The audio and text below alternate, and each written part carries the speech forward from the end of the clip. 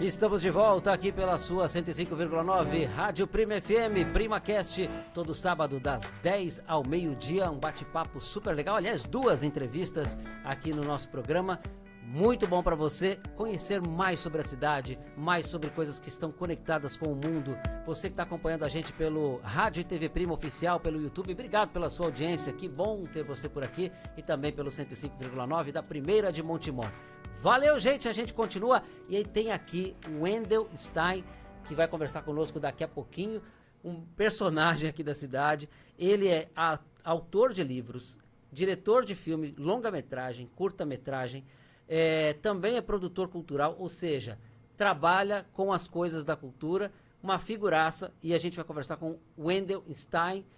Olha, os pais dele eram pioneiros da agricultura do tomate e, de repente, com muito trabalho, evidentemente, ele está aí produzindo coisas, produzindo cultura, fazendo projetos para a cidade, para fora da cidade, e tem um muito recente que ele vai falar daqui a pouquinho, que é sobre a cidade de Paulínia. Eu já vou engrenar aqui. Ô Wendel, seja bem-vindo ao PrimaCast. Que bom que você está por aqui com a gente e a gente fica muito contente de poder bater esse papo com você. Seja bem-vindo.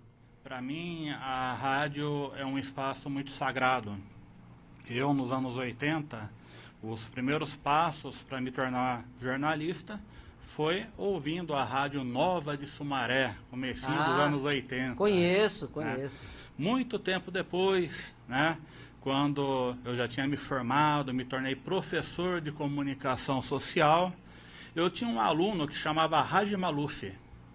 E o Raj chegou para mim, o professor Wendel, eu tô com um projeto, com um sonho de montar uma rádio em Montemor. O que você acha? Falei, meu irmão, se é seu sonho, abraça forte que vai dar certo. E hoje, né, tantas décadas depois, estamos aqui com esse legado do Raj, sonho do Risca, seu irmão, né? Então estou realmente muito feliz de estar aqui hoje. Muito obrigado. É uma realização de sonho deles, né? E a gente faz parte desse sonho com eles. Agradeço, né, ao Raj e ao Risca, e agradeço a ele no presente, né, principalmente o Raj, porque é uma pessoa com a qual a gente conviveu por alguns anos aqui, na cidade de Montemor. Desde quando eu cheguei, sempre acolheu as ações do Gato Coletivo Artístico, que é o grupo que eu faço parte, do Centro Cultural Etnos. Então, a gente sempre rende homenagem a essa pessoa. E ao Risca, que é esse parceiro que está dando esse espaço para a gente poder destacar os artistas aqui da cidade, destacar e acabar com a ideia, é uma ideia que eu estou fixa aqui, acabar com a ideia de que em Montemor não acontece nada. Sim, Montemor acontecem coisas, Montemor tem vida cultural, Montemor tem coisas legais para a pessoa fazer, só que ela precisa procurar. E o canal de divulgação é esse. Então, se você está acompanhando a gente, continue acompanhando todos os sábados. Sempre a gente vai trazer uma entrevista, alguma coisa legal que vai acontecer. Ô Wendel, você tem aí um filme que vai ser lançado em breve sobre a cidade de Paulínia. Eu queria que você desse mais detalhes sobre isso para a gente. Onde vai rolar, onde assistir, enfim, aquilo que tem de mais importante dessa sua nova produção, e depois a gente vai voltar um pouquinho nessa sua carreira. Conta para nós. Bem, o Vozes de Paulínia é um documentário que faz parte de um projeto um pouco maior, chamado Projeto Vozes. O Projeto Vozes procura o quê? Em cada cidade, construir um panorama histórico audiovisual da cidade, através de relatos, depoimentos e causos das pessoas simples que, com sua vida, com seu trabalho, moldaram, né, a cidade como ela é hoje.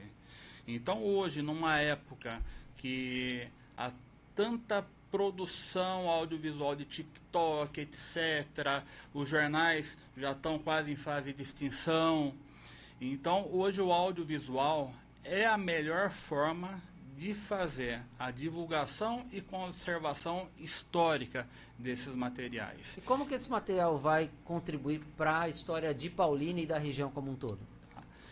No caso de Paulínia, que é a primeira cidade que recebeu o Projeto Vozes, todos os depoimentos são de pessoas que viveram ou tiveram um papel importante dentro de Paulínia. Na hora que a gente junta essas 32 entrevistas dessa primeira temporada, que a gente entrevista desde o empresário até aquele dono do boteco que está há 40 anos, né, a gente consegue, de forma sociológica, montar um perfil da identidade da cidade e entender por que hoje a cidade é do jeito que nós a vemos.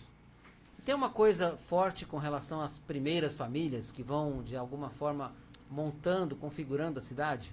Sim, eu sempre achei que Paulínia sempre teve uma coisa forte vinculada com o petróleo e com a cultura, por causa do cinema. E através das entrevistas eu vi que não era bem por aí. Foi tomando rumos diferentes. Então, por exemplo, a parte esportiva de Paulínia é fenomenal. Temos campeões mundiais de jiu-jitsu, o bicicross é campeão mundial, temos uma capoeira que representou o mundo afora, temos um balé que venceu festivais importantes na Europa. Então a gente vai descobrindo uma Paulínia que a gente não sabia que existia. E isso é maravilhoso, tanto para a pessoa que vai assistir, como para a gente que durante esse processo documental, a gente vai vendo essas novas informações. Que legal, né? Quando a gente ouve as pessoas, quando a gente vai pro profundo, né, para conhecer a história delas, acaba você conseguindo descobrir nuances da cidade, né, camadas que a gente não conhecia antes. É como se de alguma forma a Paulínia tem muito isso, né? Você vai perfurando, né, a coisa do petróleo, vai procurando até achar. No caso aqui, é claro, por conta da própria refinação do petróleo, né, não necessariamente da exploração. Mas isso tem décadas, né? Eu lembro do meu avô contar que trabalhou na Petrobras de Paulínia. Né? Meu avô ou seja, isso sai, sei lá eu quando, década de 40 talvez, ou antes disso, né? Então, é um lugar que tem uma história incrível e que as pessoas acabam não sabendo. Existe uma relação entre isso que você está produzindo e os trabalhos, por exemplo, de história oral? Você acha que existe uma aproximação nesse sentido? Sim, 100%, através dos causos, né? Tem muitos causos durante essas declarações. Tanto porque o que acontece? Esse projeto, no caso de Paulínia, que vai para as outras cidades, tem duas fases. A primeira fase é o longa-metragem, que vai ter a estreia dia 23 na Câmara de Paulínia, com a presença dos entrevistados, das autoridades, aberto ao público, até 300 pessoas, que é a lotação máxima do espaço. Então vai ter o filme para quê? Porque na hora que o cidadão comum se vê numa tela de cinema, olha a valorização que a gente dá para o povo, para o nosso povo, né? E além disso, num documentário com 30 e poucas pessoas, né? Então geralmente é uma hora e meia de entrevista que vai sair 10 minutos da declaração da pessoa. Sim. Vendo isso, tá? Junto com longa-metragem, a gente está criando um portal histórico da cidade de Paulínia, na qual todas essas entrevistas estarão na íntegra. Para acompanhar ainda mais, para quem quiser estudar mais. E vai ficar gratuitamente para todo mundo, para poder fazer download, etc. Então, uma ampla acessibilidade. O documentário tem a versão em Libras também, porque a gente pensa muito na importância da acessibilidade. E no caso de Paulínia, foi feito graças à Lei Paulo Gustavo. Que a gente tem que entender que hoje, numa era de extremos políticos, tá? A cultura não é de direita, a cultura não é de esquerda, a cultura é de todos. A cultura é a gente que faz, né? Sim. A gente que inventa ela, que reinventa ela todos os dias. Isso que é interessante. E essa questão da acessibilidade, desculpa te cortar, mas já é uma obrigatoriedade da própria Paulo Gustavo, né? Então, como é que foi para vocês? A Paulo Gustavo determina 10% do uso do recurso, no mínimo, para ações de acessibilidade. Como é que foi se adaptar a isso para vocês produzirem a questão da Libras, a questão de colocar isso no YouTube? Quer dizer, como é que está se preparando a indústria do audiovisual para atender essa legislação? Então, para mim, eu não tive dificuldades, porque eu sou de uma geração de jornalistas do final dos anos 80, que a gente já vem preocupado com essa questão social. Então, todos os trabalhos que eu fiz, tá, independente do patrocínio público ou privado, eu sempre foquei na acessibilidade, né? Legal. Quando eu fui professor da Horler em Hortolândia, a gente criou na época a primeira biblioteca para deficientes auditivos que teve na cidade de Hortolândia. Que legal. Então isso está no sangue. Eu acho que a gente tem que dar acessibilidade. E independente, eu sou um cineasta que eu já fiz filmes trash, que eu gosto muito do cinema trash, que é um cinema que tem muito comércio fora do Brasil, porque produção audiovisual, a gente tem que ter o seguinte em mente: E isso eu aprendi da seguinte forma: o cinema é uma ferramenta para gerar lucro. Porque se eu vivo e toda a equipe que participa vive do cinema, tem que gerar lucro. Então, eu tenho que fazer uma coisa que seja comercial também. Tá? E muitas vezes as pessoas falam, não, quero fazer a arte por arte. Tá? E se o artista não tiver essa pegada mercadológica, essa pegada comercial, é difícil viver apenas da cultura. Difícil apenas viver de arte. Beleza. A gente vai continuar conversando aqui com o Wendel Stein, que está dando dicas para quem é artista, falando sobre as suas produções, sobre o que vai acontecer também, estreia do filme Vozes de Paulínia. Muita coisa interessante para acompanhar. E a gente volta daqui a pouquinho com o PrimaCast, com o papo com o Wendel Stein.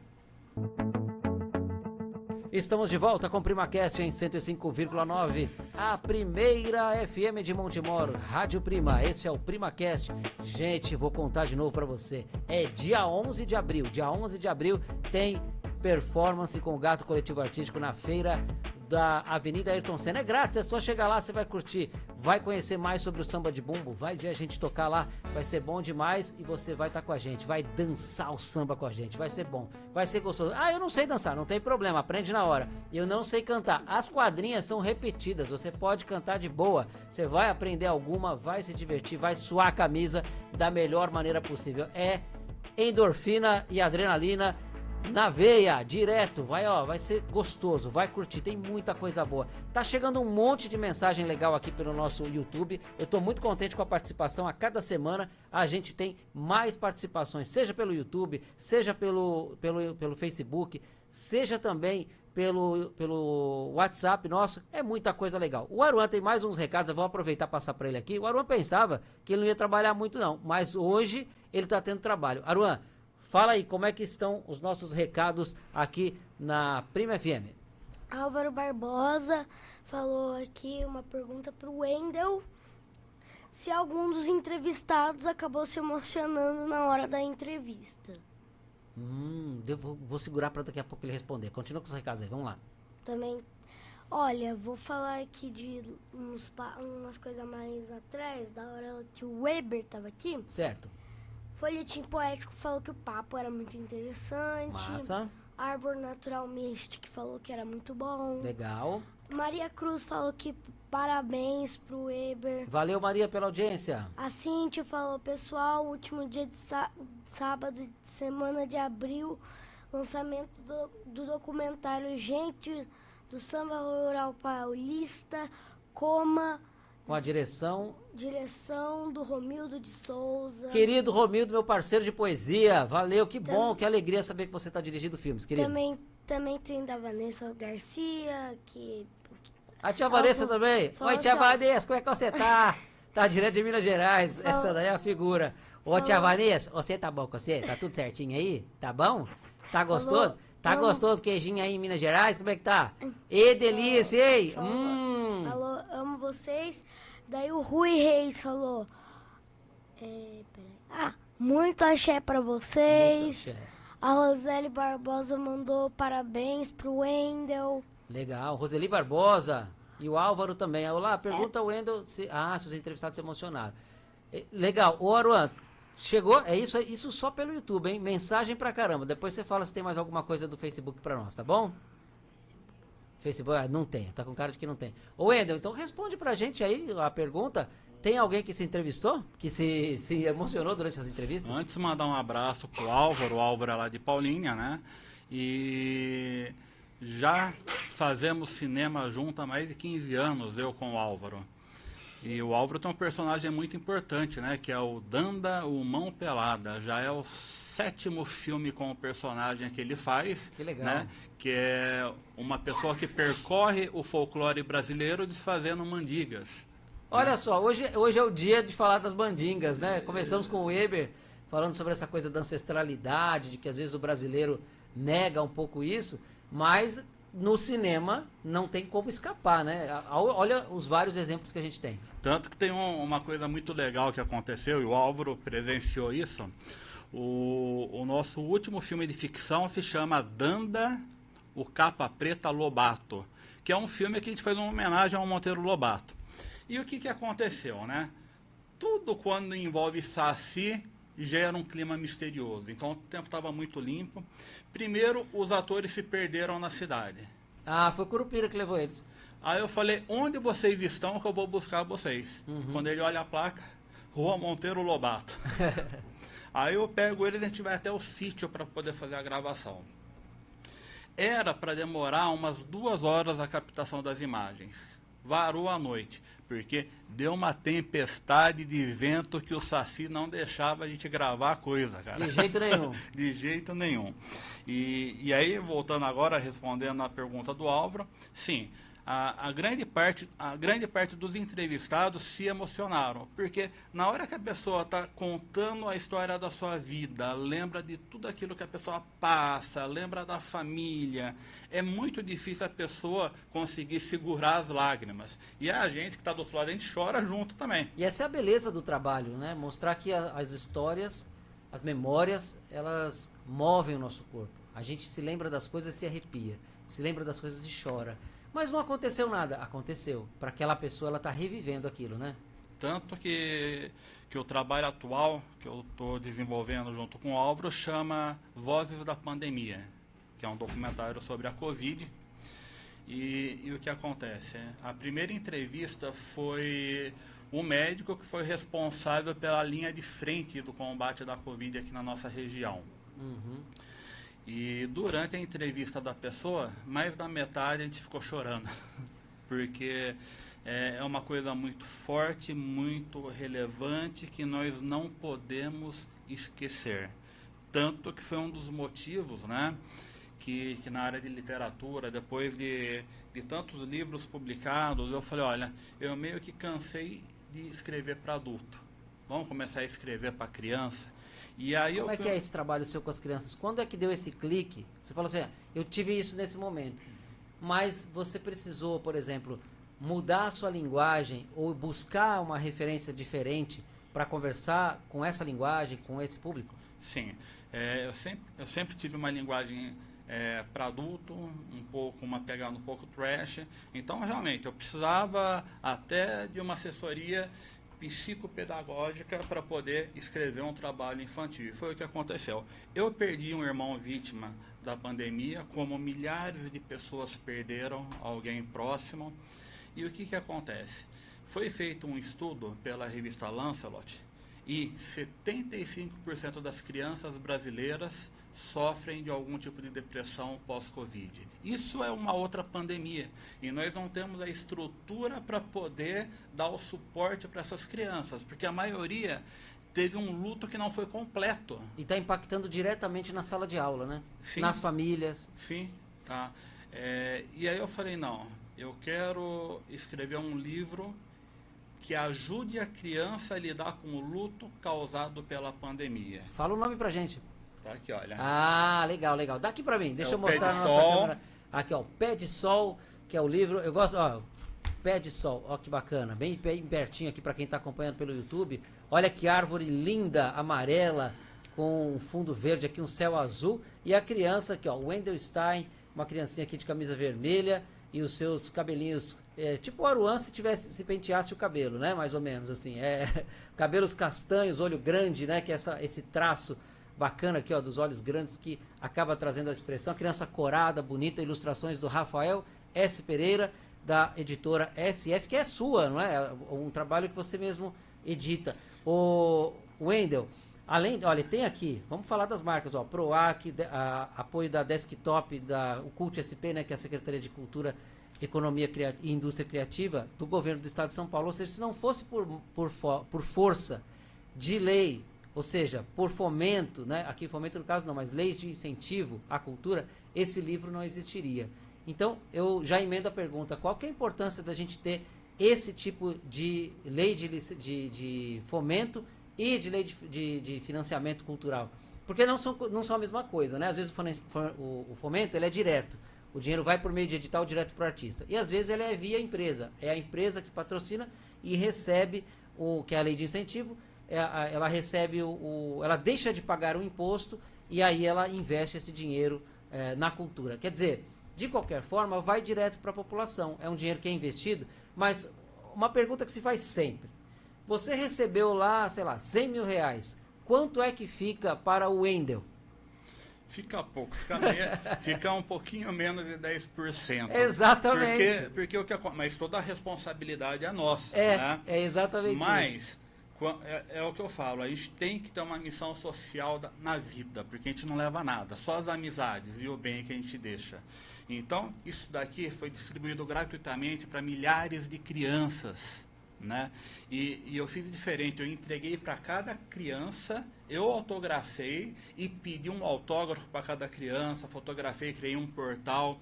Quem acessar o site aqui do Pé do Sol, que é www.pedesol.com.br, vai ver a foto das milhares de crianças que receberam esse livro, e às vezes foi o primeiro livro que ela ganhou na vida dela. Então o sorriso, a receptividade dessa pessoa.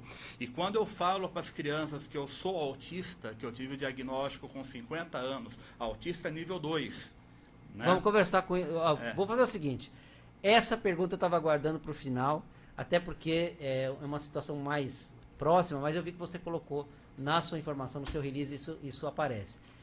Daqui a pouquinho, depois do intervalo, a gente volta a conversar sobre o que é um artista, um produtor cultural, uma pessoa social que descobre o autismo a partir dos 50 anos. Vou guardar essa pergunta, porque esse assunto está muito em voga e a gente precisa conversar a respeito. Daqui a pouco, aqui no PrimaCast. Estamos de volta com o PrimaCast. Você acompanhou aí no intervalo o bate-papo sem áudio. Sem áudio. Eu estava aqui conversando com o Wendel e não coloquei aquela telinha do estamos de volta, daqui a pouco a gente volta, né? Dessa vez. Por quê? Porque o assunto tá bom demais. A gente fora do ar fica aqui conversando também. Muitos projetos, muita coisa legal. Ele foi antecipando. E para quem estava acompanhando, viu ele entregar esse livro aqui, ó, super legal, O Pé de Sol, Filhos da Pandemia, que foi feito pelo Wendel, saiu pela editora dele mesmo, né? A STF, né? O STF Editora, que é a editora do Wendel, e com lei de incentivo, a gente estava conversando sobre essas questões de lei de incentivo, mas ficou uma pergunta no ar, que era sobre como é que foi para o Wendel descobrir nível 2. Primeira coisa, o que significa ser autista e o que significa ser autista com nível de suporte 2? Depois a gente conta como é que foi essa descoberta para você. O autismo tem 3 níveis, né? 1, 2 e 3, que é o leve, o moderado e o mais avançado. Pelo fato de eu ter o nível 2, que é o moderado, e eu ter um QI muito acima da média, então uma deficiência acabou equilibrando a outra. Uhum. E quando eu direcionei o meu hiperfoco para multicultural, né? Aí eu me encontrei e comecei a produzir de tudo. Então hoje eu tenho músicas compostas, lançadas, livros, clipes musicais, poesia, tudo que existe na área cultural, eu já me aventurei, já fiz alguma produção em cima disso. E o que eu falo, tá? E o nível 2 é quanto? Ou seja, a ideia de níveis de suporte, como você falou, pode ser moderado, pode ser base, pouco, né? Ou mais severo, né? Que seria o nível 3. O 2 está onde? O que você precisa... Porque o autismo ele é medido nesses níveis não como se ele avançasse, mas de quanto de ajuda de outra pessoa você precisa ter. Sim. Por isso que é o nível de suporte. Quanto de ajuda uma pessoa de nível 2 precisa ter? Então, no meu caso, eu não precisei desse suporte, dessa ajuda. Mas geralmente a pessoa às vezes precisa de uma adaptação do ambiente de trabalho, né?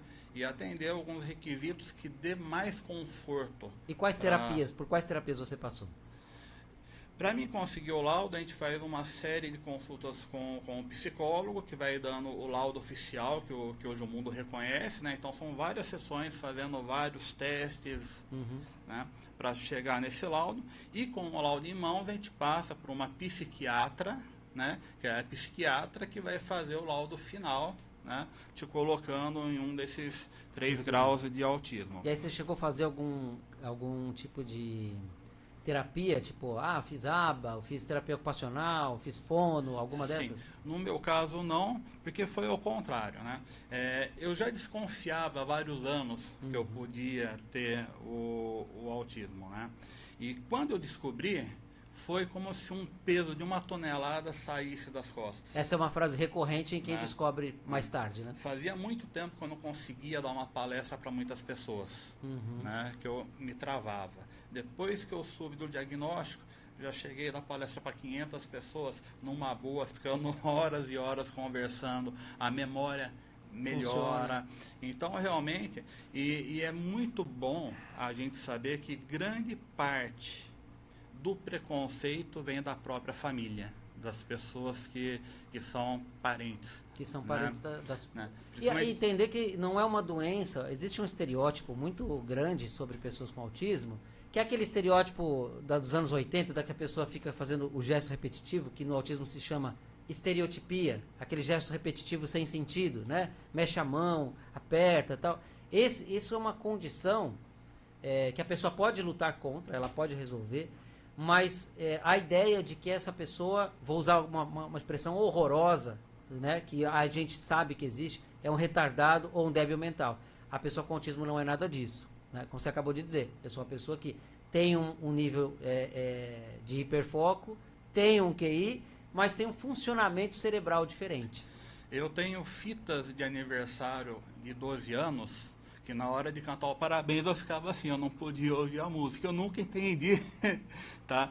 E na hora que a gente aprende, a gente vence essa barreira, eu acabei me tornando até um compositor musical. Então, é legal e é bom que as pessoas saibam que Einstein era autista, tá? O Elon Musk é autista. Então, a diferença que faz o mundo valer a pena ser colorido, ter vida. Tá? Então, salve a diferença, porque o comum deixa a vida muito monótona. Pois é, e é uma outra forma de ver a vida, né? Para quem estuda, para quem lê, assiste sobre isso, tem várias séries com personagens autistas hoje que de alguma forma informam também, né? Sobre como é esse comportamento, e no final das contas é um comportamento, é uma forma de sentir o mundo de outro jeito. Como você falou, o som do parabéns era triste. A Eliane veio aqui, a Eliane é especializada na área de acessibilidade, ela comentou, às vezes, o ambiente só precisa dar uma mexida, né? Dar uma ajeitada que ele vai melhorar, tirar aquela sirene que faz muito barulho, tirar o som do parabéns, fazer cantar de uma outra forma, quer dizer, dá para melhorar o ambiente, tornar um ambiente saudável, às vezes até para quem não é autista, porque é muito ruído, é muito barulho, a gente vive uma poluição sonora muito grande. Para quem mora perto de avenida, sabe o que eu estou falando, né? Passa som alto, passa motocicleta, cachorro late, e isso para uma pessoa autista que tem essa sensibilidade é um sofrimento. E a única coisa que eu melhorei, mas não consegui sanar, é realmente a questão do filtro. Porque eu geralmente falo muito a verdade. Se você chegar para mim e falar, ó, minha camiseta tá legal, eu vou falar, não, tá baiana. Não, pode falar. A minha esposa, que estamos há mais de 20 e poucos anos juntos, ela é uma santa. Para mim é um orgulho falar que ela tá baiana, não é? Então a gente tem essa sinceridade realmente ao extremo. E outro fator que eu estava lendo, né, que a maioria dos autistas gostam de coisas extraplanetárias. E aí entra o tema da ufologia. E aí vamos voltar um pouquinho lá atrás. Eu sempre fui apaixonado por cinema. Principalmente cinema de ficção científica. E eu queria fazer cinema. Nos anos 90, para você pagar uma faculdade de cinema, era no Rio de Janeiro e era mais caro do que um curso de medicina. Não dava.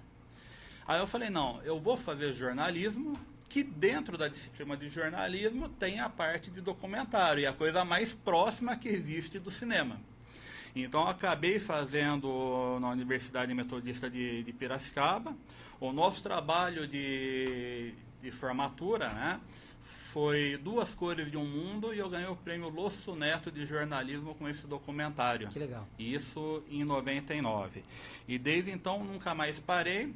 Eu comecei a ser consultor da revista UFO, que foi a maior publicação do mundo sobre discos voadores. Eu que acabei trazendo, né, o nosso hoje senador Marcos Pontes, né, como consultor da revista. A pergunta que não quer calar.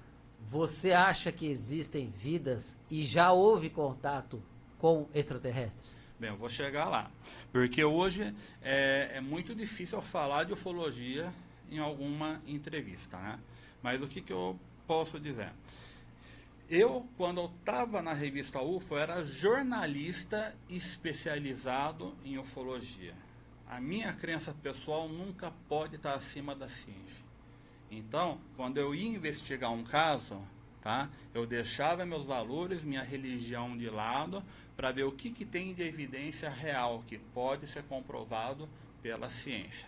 Houve casos, sim, que eu consegui muitas comprovações, mas eu nunca me envolvi. Tanto que 20 anos depois, né, que eu deixei de ser consultor da revista UFO, o que eu fiz? Eu senti a necessidade de deixar um trabalho para a história. E aí o que eu fiz? Eu chamei os maiores cientistas hoje do Brasil, com os maiores ufólogos vivos, e cada um escreveu sobre o tema de maneira científica. E aí surgiu, se você quiser mostrar... mais um aqui pra gente mostrar, eu vou mostrar para vocês o aqui. Impacto do primeiro contato para a humanidade. Então, daí é o primeiro trabalho realmente científico. Olha o tamanho do livro, gente. Tô medindo aqui 3 dedos de espessura do livro. Nesse enorme. livro. Nesse livro. Mais de 400, quase 500 páginas. Nesse livro tem físico nuclear, tem sociólogo, tem pastor, tem o editor da revista UFO, tem uma entrevista com Marcos Pontes. Então, grandes profissionais discordando sobre o tema de maneira séria, científica, deixando o sensacionalismo que a imprensa sempre gosta de estar colocando uma pimentinha em cima. Então, vou deixar só uma pergunta para você, que tem que fazer o último intervalo aqui do nosso bate-papo, já está acabando, daqui a pouco tem o Prima Esportiva. Vou perguntar para você, na hora, sim, direto, Varginha, aconteceu ou não aconteceu? Daqui a pouco você responde. Estamos de volta pelo 105,9 da sua Rádio Prima FM, a primeira de Montemor. Também. Calma, Ruara, tá empolgado hoje. Tô sim. Tá empolgadíssimo, não é? Tá com o Sim. seu cabelinho de periquito aí, ó. Parece o periquito. Com esse cabelo que ele não corta, não penteia cabelo, não adianta. Já briguei com ele. Ô, Aruan, corta cabelo, penteia cabelo. Pra cortar já é difícil, você imagina pra pentear. Difícil demais. Deixei uma pergunta aqui pro Wendel. Nesse nosso último bloco, e aí falei assim, ô Wendel, Varginha, aconteceu ou não aconteceu? Aí, no intervalo comercial, ele falou assim, deixa eu ver. Ô Wendel, valeu ou não valeu a coisa toda que aconteceu lá em Varginha quanto a fenômenos ufológicos? Foi um fenômeno real, tá? Mas aí ia precisar de um programa inteiro só para poder explicar sobre isso. Antes do nosso radialista Mirim falar, eu queria mandar um abraço pro Wagner Portela, né? Um dos grandes produtores musicais aqui do Brasil. Que né? maravilha, ô Wagner, um abraço. Obrigado pela audiência. Obrigado pela audiência. E amanhã você está convidado para um churrasquinho lá em casa, hein? Delícia, hein? Ô Wagner, obrigado pela audiência. O Wendel falou aqui que tem um estúdio maravilhoso. Parabéns pelo trabalho também. Aruan, você tá meio ansioso aí, que ele quer porque quer comentar sobre os recadinhos. Antes dele, eu vou falar aqui só quem mandou mensagem para nós pelo Facebook, o Sobral, o Wilson, o Rodrigo Pereira também deu bom dia pra gente, acompanhando do Jardim Panorama. Deus parabéns pelo programa aqui, obrigado. Falou sobre a festa do Santo Antônio também, de 16 de maio a 5 de junho, com a participação da EPTV. Olha, vai ser legal, hein? Logo sai todo o material. A Pérola também, que foi entrevistada por nós aqui. Oi, Pérola, obrigado pela sua audiência, viu? Que alegria saber que você está acompanhando a gente. Falou sobre o Aruan, que sentou aqui no lugar do entrevistado agora há pouco. Também o Jamil, que conhece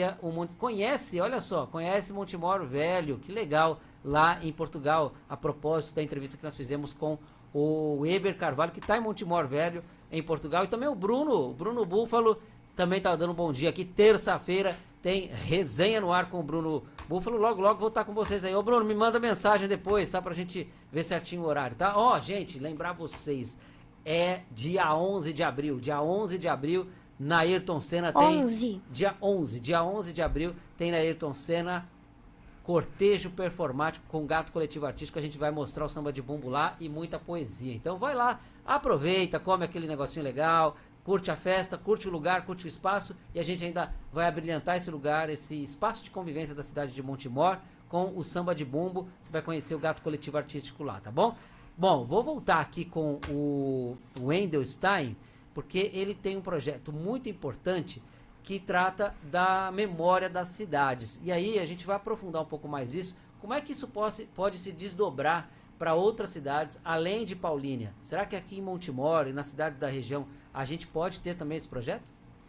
Sim, eu só queria estar mandando um abraço também pro Luiz Henrique, o Carioca, lá de Sumaré. Alô, Carioca! O Carioca tem um trabalho com fantoches muito importante que ele está desenvolvendo, né? E futuramente ele vai estar junto em um de nossos projetos. Então, obrigado pela audiência aí, Carioca. Valeu, mandou um abraço aqui. E aí?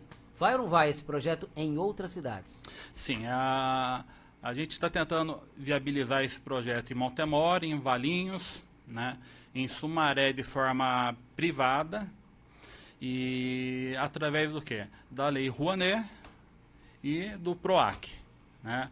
Então, eu acho que é possível, com parceiros em cada cidade, a gente está desenvolvendo esse projeto para quê? Para depois a gente pegar e entregar para a prefeitura, tá aqui, olha, a gente fez a sementinha para poder dar prosseguimento, porque essas entrevistas têm que continuar para se tornar o maior portal histórico de cada cidade que receber esse projeto. Eu sei que o tempo está acabando, eu tinha 3 coisinhas que eu queria falar. Pode falar, vamos lá. Vamos lá. Primeiro, né, falar um pouquinho mais da área literária. Ah, sim, é verdade. A gente explorou pouco isso.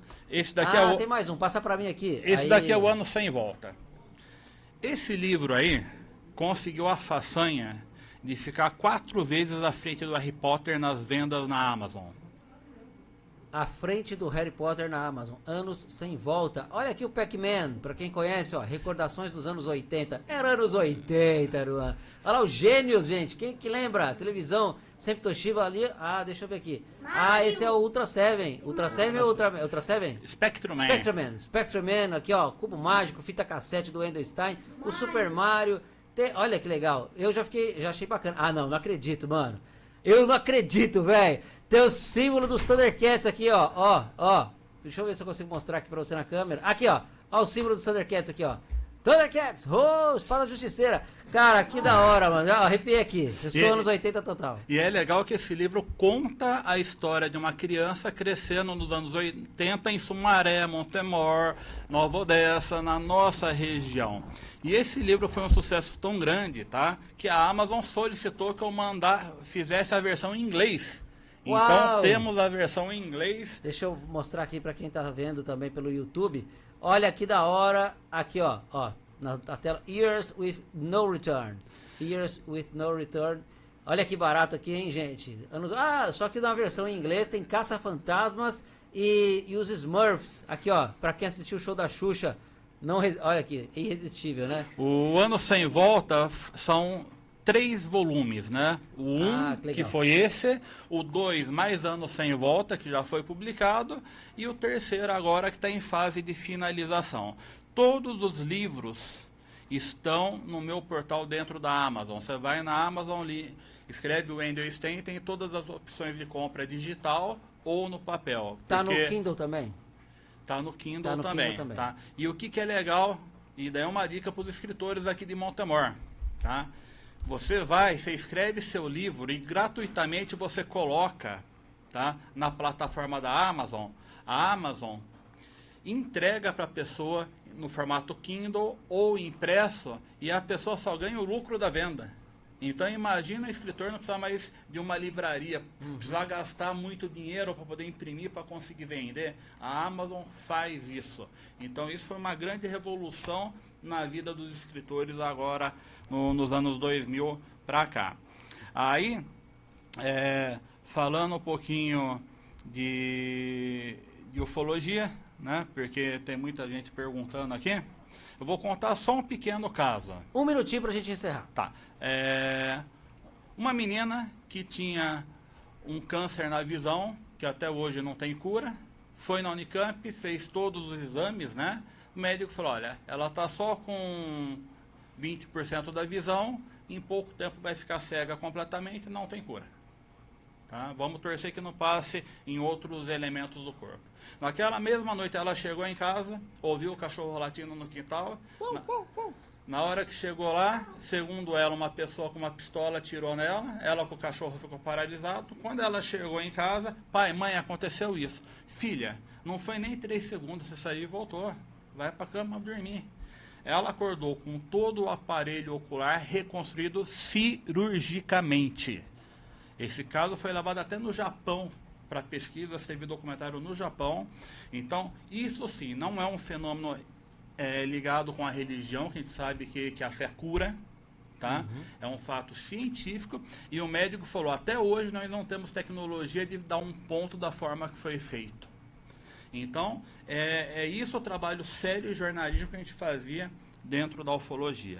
Então, lembrando de novo, dia 23 agora de abril, às 7 horas da noite, lá na Câmara de Paulínia, vai ter lançamento do projeto Vozes, né? O Vozes de Paulínia. Estou convidando pessoalmente, levando em mãos, né?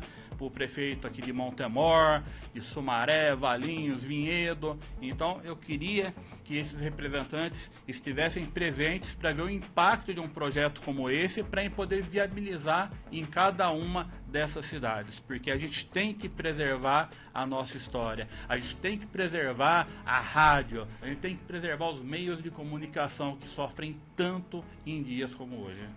É isso aí, gente. Obrigado pela audiência. Valeu demais. Que bom que a gente pôde ter aqui o Wendel e também o Weber Carvalho nessa edição do PrimaCast, nesse episódio, pelo 105,9 da Prima FM. Valeu, Aruan. Valeu, Wendel. Obrigado por estarem com a gente aqui. Valeu, Wendel. Obrigadão, viu? Eu encerro agradecendo e deixando uma frase, né? O cinema é a arte da mentira que por muitas vezes conta mais verdade do que a própria realidade. Valeu. É isso aí. Até mais, Aruan, um abraço pra você. Até a próxima semana, tá aqui de língua de fora. Até. Falando sério agora, querendo encerrar já o programa. A gente vai encerrando por aqui. Tem PrimaCast na próxima semana, às 10 da manhã. A gente acompanha você para esse super programa com mais 2 entrevistas aqui pela Rádio Prima FM. E agora, daqui a pouquinho, você já confere o Prima Esportiva. 12:01. Um abraço e até o próximo episódio.